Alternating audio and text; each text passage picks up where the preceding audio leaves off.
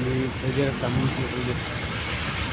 যেমন আজকে সকাল থেকে সকাল বলতে ভোর থেকেই আর কি ঘুরে ঘুরে ঘুরে ঘুরে বৃষ্টি পড়তেছে।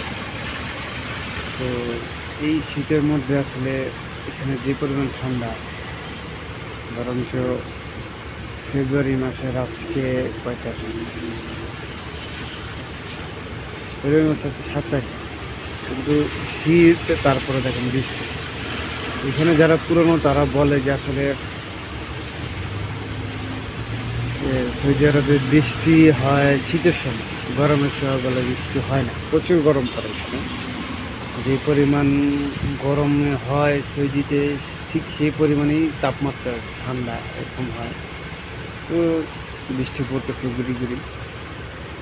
তো মোটামুটি ভালো ঠান্ডাই এখনো আছে সৌদিতে। এই হলো অবস্থা।